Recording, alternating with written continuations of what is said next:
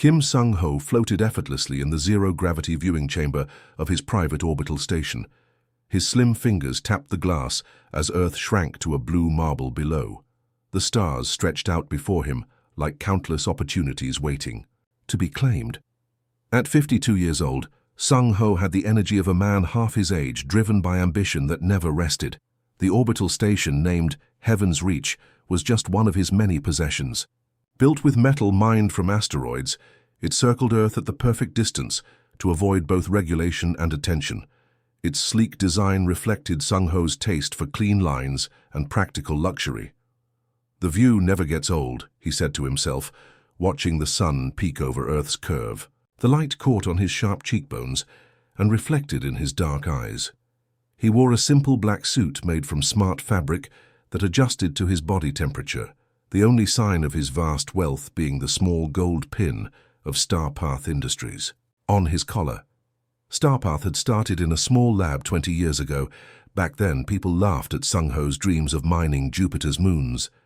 No one laughed now. His gravitational tether technology had changed everything. The tethers could reach out like invisible hands, pulling resources from dangerous places without risking human lives. The rare elements he harvested powered the new faster-than-light engines that had finally caught the attention of the Galactic Confederation. A soft chime broke his thoughts. The door slid open with a whisper. Park Jin, his chief assistant for the past 15 years, stepped into the chamber. Jin's face looked worried, the lines around his eyes deeper than usual. "Mr. Kim," Jin said with a small bow of his head, "the message from the Galactic Judiciary has arrived again." Sung-ho didn't turn from the window. "How many is that now? 3? 4? 5, sir," Jin answered, his voice careful. "They seem very serious this time." Sung-ho waved his hand in the air. The motion triggered his neural implant, bringing up floating screens of data only he could see. Company profits continued to rise. New mining operations on Europa were ahead of schedule. The Chinese and American governments had just signed new contracts for rare elements. "Tell them I'm busy," Sung-ho said. "Tell them I'm conducting essential operations beyond Earth's jurisdiction. They can't touch me up here." Jin shifted uncomfortably. "Sir, there's more. They've frozen your asteroid assets in the belt. All mining operations there have stopped. The human division is demanding your personal appearance before Judge Lee Yoon." Now Sung-ho turned, his eyes narrowing.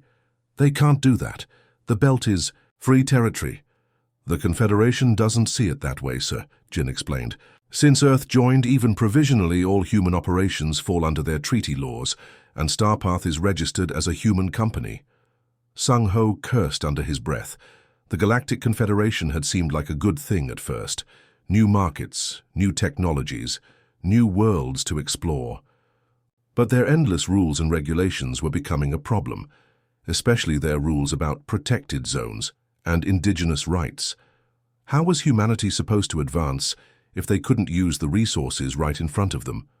"What does this judge want?" Sung-ho asked, walking across the chamber. His magnetic boots clicked against the floor, keeping him grounded in the weightless room. "They say you violated 3 major provisions of the Protected Worlds Treaty," Jin said, reading from his tablet. "Mining in restricted zones, failure to perform proper ecological surveys, and—" Jin paused. "And what?" Sung-ho demanded. "And disrespect for the authority of the Confederation Court," Jin finished quietly. Sung-ho laughed, the sound sharp in the quiet room. "Disrespect?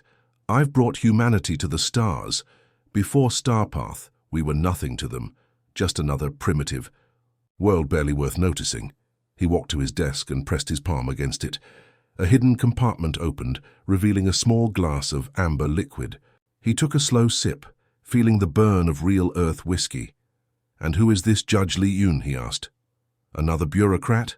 Another person who's never built anything trying to tell me what to do?" Jin looked uncomfortable again. "She's Earth's first representative to the Galactic Judiciary, appointed 6 months ago, very respected. She was a Supreme Court justice before this promotion." Sung-ho's face hardened as he stared at Earth below. The planet looked so small from here, so limited. He had his eyes on Jupiter, on Saturn, on worlds beyond the solar system. He wouldn't let anyone stop him. "Fine," he said at last. "Prepare my shuttle. If they want to see me so badly, I'll go. Let's see what this judge wants." Jin nodded and turned to leave.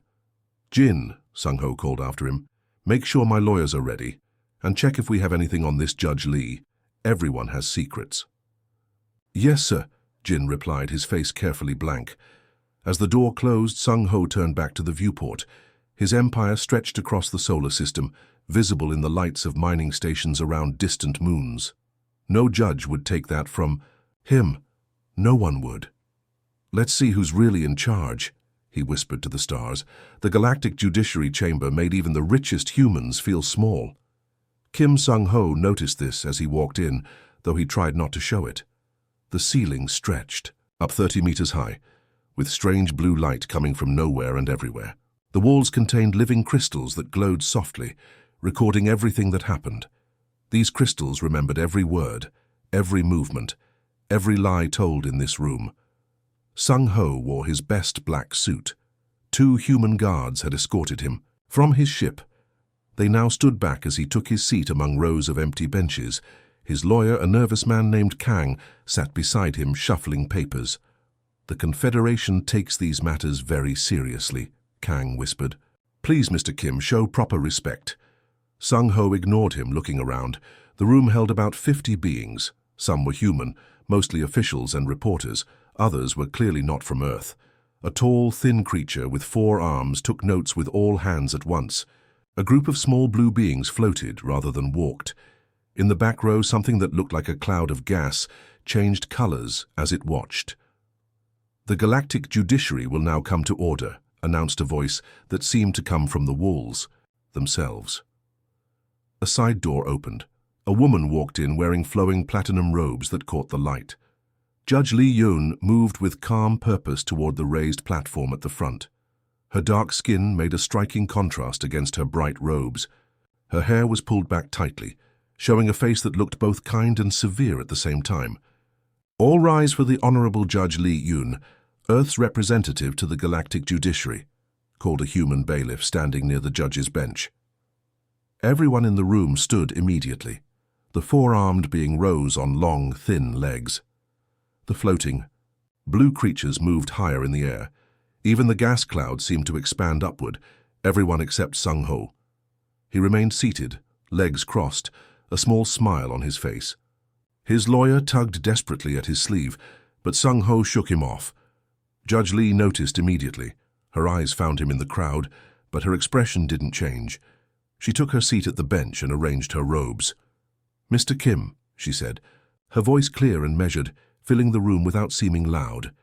"It is customary to stand in recognition of this court's authority." Sung-ho's smile grew wider. "I stand for achievements, not appointments," he said loudly, making sure everyone could hear. "How much Earth political capital was spent to get you this position?" A low murmur spread through the room. The 4-armed being's skin changed from green to orange. The gas cloud turned a deep red. Kang, Sung-ho's lawyer, closed his eyes in despair. Judge Lee's face remained calm, but her eyes hardened slightly. "Mr. Kim, you are here to answer for serious violations of Confederation law. Your behavior only adds to the concerns this court has about your fitness to represent human interests in space." Sung-ho shrugged. "I've built the greatest company in human history. What have you done except wear fancy robes?" The judge ignored his comment. She touched a crystal on her bench and images appeared in the air between them. The images showed Starpath mining ships tearing into a small moon. The moon's surface glowed with strange lights that seemed to move away from the machines. "Starpath Industries has violated 3 provisions of the Protected Worlds Treaty," Judge Lee said. "First, mining in zones clearly marked as protected by Confederation surveys. Second, failure to perform proper ecological impact studies before beginning operations." The images changed to show more moons, more mining operations. In one image, small flying creatures scattered as a giant drill broke through their habitat. "And third," the judge continued, "refusing to appear before this court when summoned 5 times. She waved her hand, and the images disappeared. "Mr. Kim, these are not small matters. The standard penalty for such violations is the complete Dissolution of your corporate entity. Starpath would cease to exist. Sung-ho laughed loudly.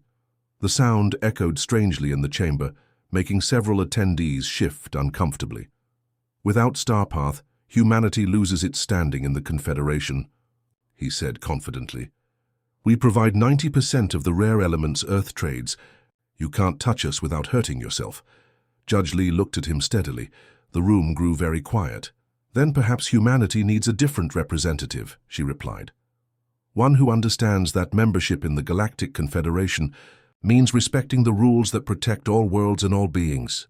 She touched another crystal on her bench. New images appeared, showing strange, beautiful landscapes on distant worlds. The Confederation has existed for 50,000 years, Mr. Kim. Earth has been a provisional member for less than 5. There are many ways to mine resources without destruction. Many of the beings in this room come from worlds that learned this lesson long ago. Sung-ho's smile faded slightly.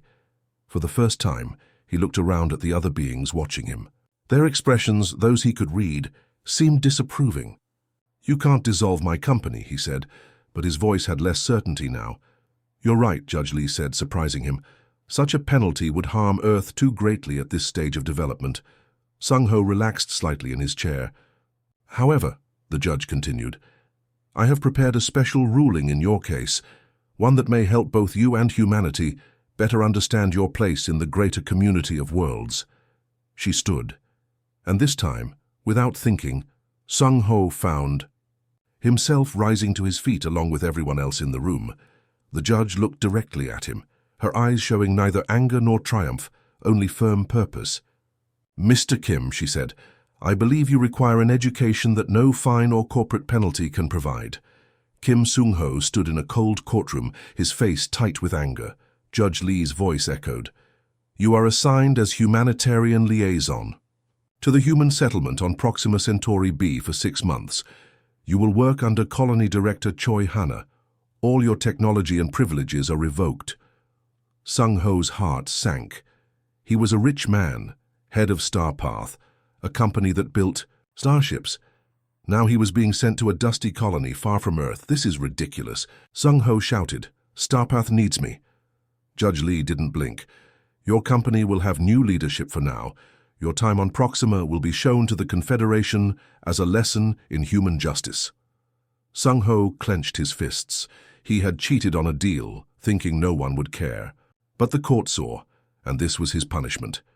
A week later, Sung-ho stepped onto the red, rocky ground of Proxima Centauri B. The air was thin, and the sky was a strange purple. He wore plain colony clothes, rough pants and a shirt, nothing, like his fancy suits. His smartwatch, his holophone, all his gadgets were gone. He felt naked without them. Director Choi Hana waited for him, her face calm but firm. She held a shovel. Welcome to real life, Mr. Kim, she said, handing him the shovel. Today we're fixing the hydroponic farms. Sung-ho stared at the tool. He hadn't held a shovel in years. I'm not a farmer, he said. Hana raised an eyebrow. You are now. Follow me. The colony was small, with dome-shaped buildings and dusty paths. People worked hard, their hands dirty, their faces tired but kind. Sung-ho felt out of place. He was used to offices and power. Now he walked behind Hana, carrying the shovel like a child with a new toy. The hydroponic farms were under a big dome, filled with rows of plants growing in water. Some pipes were leaking, and the plants looked weak. Dig here, Hana said, pointing to a spot. We need to replace these pipes. Sung-ho hesitated. He wanted to argue, but Hana's sharp eyes stopped him. He pushed the shovel into the hard ground. It was tough work, and soon his hands hurt. Sweat dripped down his face. Nearby colonists watched, whispering. They knew who he was, the rich man sent to learn a lesson. As he dug, a young boy named Min-soo ran up. You're doing it wrong, he said, giggling. Sung-ho frowned. What do you know? Min-soo grabbed a smaller shovel and showed him. Push like this. It's easier.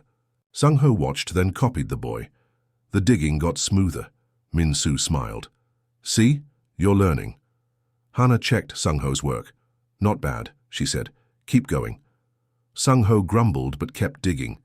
He didn't like it, but he didn't want to look weak. Over the days he worked long hours. He fixed pipes, carried water, and cleaned tanks. His body ached, but he started to understand the farm's rhythm. The plants needed care, just like his company needed plans. It was different, but not so strange.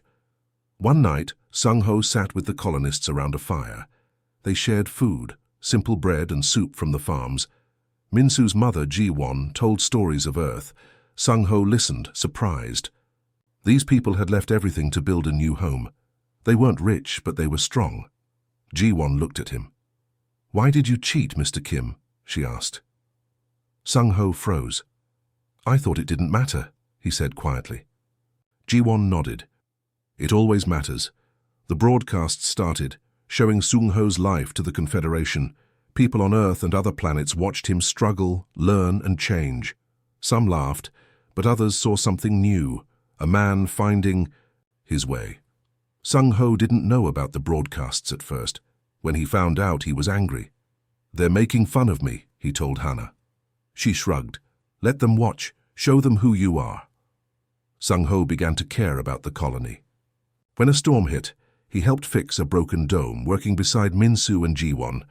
When the farms needed more water, he stayed late, checking pipes. He wasn't perfect, but he tried. The colonists noticed. They stopped whispering and started smiling. Min-soo called him Uncle Kim, and Sung-ho didn't mind. One day Hannah called him to her office. "You're doing well," she said. "Why?" Sung-ho thought hard. "I see it now," he said. "These people, this place, it's real. Not just numbers or deals." Hannah nodded. "That's why you're here. To learn what matters." As his 6 months ended, Sung-ho looked at the farms. The plants were green, the pipes strong. He felt proud, not of money or power, but of work done with his hands. The colonists threw a small party, giving him a wooden spoon as a gift. "For Uncle Kim," Min-soo said, laughing. Sung-ho smiled, his heart warm. When he left Proxima, Sung-ho wasn't the same man. He returned to Starpath, but he brought lessons. From the colony, honesty, care, and hard work. The Confederation watched, and some followed his example. Sung-ho kept the spoon on his desk, a reminder of a dusty world where he found something worth more than stars. Sung-ho's hands were rough now, covered in calluses from 3 months on Proxima Centauri b. He no longer missed his fancy suits or shiny gadgets. The dusty colony, with its dome homes and hard-working people, had become his world. He worked, every day, shoveling dirt, fixing pipes and learning from the colonists. His old life at Starpath, where he ran a big starship company, felt far away. Here, he was just Sung-ho, a man with a shovel and a job to do. He worked closely with Han, June, a quiet engineer with bright ideas. June had built systems that worked with the planet's strange magnetic fields, not against them. One evening, as they repaired a water pump under the purple sky, June pointed to Sung-ho's latest project, a set of gravitational tethers used to hold equipment steady. "Those tethers," June said, "could help the flying creatures here. They migrate soon and the winds are strong. We could keep them safe." Sung-ho nodded, surprised. He hadn't thought about the planet's animals, small glowing creatures with wings like glass. Back at Starpath, he cared about profits, not wildlife. But June's idea stuck with him.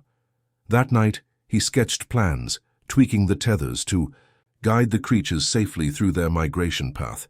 It felt good to build something for life, not money. Then, a warning came. A massive solar storm was heading for Proxima.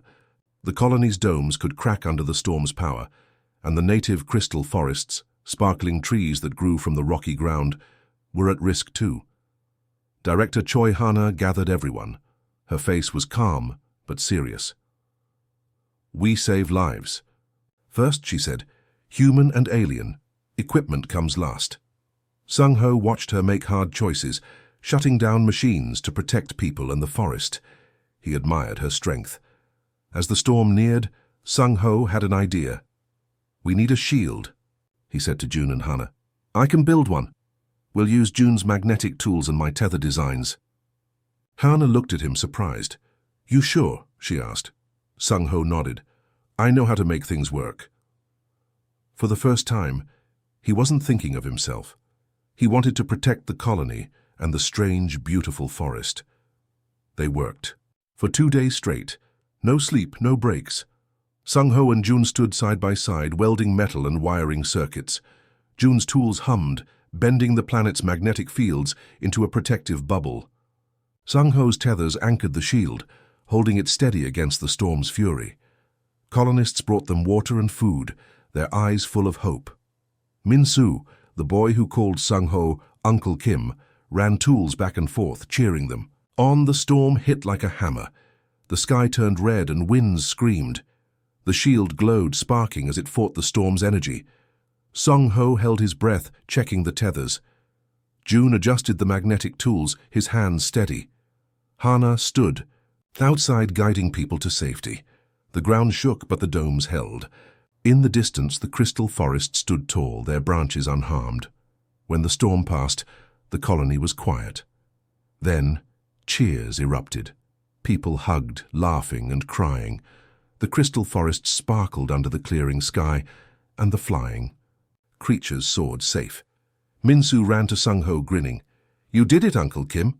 Sung-ho smiled, tired but happy. June clapped his shoulder. "Good work," he said. Hana walked over, her eyes warm. "You're one of us now," she told Sung-ho. That night, the colonists gathered for a celebration. They sat around a fire, sharing bread and stories. The broadcasts sent to the Confederation showed Sung-ho's work, his hands dirty, his face focused, his heart changed. People across the stars watched, seeing a man who once chased wealth now fighting for others. Sung-ho didn't care about the broadcasts anymore. He cared about the people around him. As they ate, June pointed to the sky. The flying creatures glowed, dancing in patterns. "Your tethers will help them next season," he said. Sung-ho nodded, his chest tight with pride. No victory at Starpath had ever felt like this. Back then, he won deals and money. Now he had saved lives, human and alien, and helped a planet breathe. Hana sat beside him. "You've changed," she said quietly. Sung-ho looked at his calloused hands. "I didn't know what mattered before," he said. "This place taught me." Hana smiled. "Proxima has a way of doing that." Sung-ho looked at the fire, the people, the glowing creatures above. He wasn't the same man who arrived 3 months ago, angry and proud. He was part of something bigger now, a small colony on a strange world, working together to survive. The broadcasts called him a lesson in justice, but Sung-ho saw it differently. Proxima wasn't his punishment. It was his chance to become better. Sung-ho stood on the red soil of Proxima Centauri b, the purple sky glowing above. His hands, once soft from office work, were now tough with calluses. 5 months had passed since he arrived, sent as punishment for cheating at Starpath, his starship company. He wasn't the same man anymore. The dusty colony, with its hard-working people and strange beauty, had changed him. He no longer dreamed of wealth or power. He dreamed of this place, its people, its forests, its future. He worked every day with Han Jun, the clever engineer, and Director Choi Hana, the colony's strong leader. Sung-ho had helped save the colony from a solar storm, building a shield with Jun's tools and his own ideas. The crystal forests, home to glowing flying creatures, still stood tall because of them. The colonists called him Uncle Kim now, especially young Min-soo, who followed him everywhere. Sung-ho smiled at the name. It felt better than any title he'd had at Starpath. One morning, Hana called Sung-ho to the main dome. "Your time here is almost done," she said. "You've done well." Sung-ho's heart sank. He didn't want to leave. Proxima wasn't just a punishment anymore, it was home. "Can I stay?" he asked. Hana raised an eyebrow. "You want to stay? Why?" Sung-ho looked at his rough hands. "This place matters. The people, the forests, the creatures. I belong. Here?"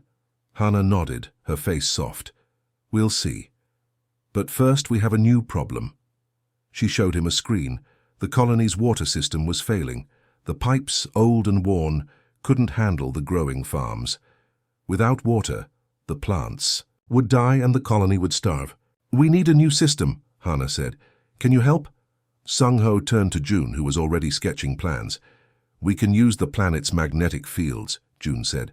"Like the shield, But for water. Sung-ho grinned. I'll build. The pipes. We'll make it work. They got to work side by side. Sung-ho welded metal, his hands steady. June wired magnets to pull water from underground springs. Min-soo ran between them, carrying tools and laughing. Uncle Kim's building a river, he shouted. The work was hard. Sung-ho's back ached and his eyes burned from long hours. But he didn't complain. He thought of the colonists. Ji-won, Min-soo's mother who shared her bread, old Mr. Park who told stories of Earth, and the others who trusted him. He thought of the flying creatures soaring over the crystal forests. They all needed water. Sung-ho wouldn't let them down. One night, as they tested the pipes, June spoke quietly. You're different now, not like the man who came here. Sung-ho nodded. I was selfish. I cared about money, not people. Proxima showed me what's real. June smiled. Good. We need you. The new system worked. Water flowed, clear and strong, into the farms. The plants grew tall, their leaves, green under the dome's lights. The colonists cheered, hugging Sung-ho and June. Hana watched, her eyes proud. You saved us again, she said. Sung-ho shook his head. We did it together. That night, the colony held a feast. They ate fresh vegetables from the farms and drank water from the new pipes. The broadcasts, sent to the Confederation, showed Sung-ho laughing with the colonists. People across the stars watched amazed. The rich man who cheated was gone. In his place was a worker, a friend, a man who cared. Some called it justice. Others called it a miracle. As the feast ended, Hana stood. Sung-ho, your 6 months are over. You can go back to Starpath. The crowd grew quiet. Min-soo grabbed Sung-ho's hand, his eyes wide. Sung-ho stood, his heart heavy. I don't want to go, he said. This is my home. Let me stay. The colonists gasped, then clapped. Min-soo hugged him, shouting, Uncle Kim stays. Hana smiled. Then stay. We need you. She gave him a new badge, not a punishment, but a title, Colony Builder. Sung-ho took it, his eyes wet. He wasn't going back to Starpath. That life was over. His place was here, with the dust, the domes, and the people who taught him to be better. The next day, Sung-ho worked in the farms, planting seeds with Min-soo. June joined them, talking about new ideas for the colony. In the distance, the crystal. Forests sparkled, and the flying creatures danced in the sky. Sung-ho felt the planet's heartbeat under his feet. It was alive, and so was he. The broadcasts kept rolling, showing Sung-ho's new life. The Confederation learned from him. Honesty, hard work, and care could change a man, a colony, even a galaxy. Sung-ho didn't care about the cameras. He cared about the soil in his hands, the laughter around him, and the glowing wings above. Proxima had transformed him, and he would spend his life giving back to the world that saved him.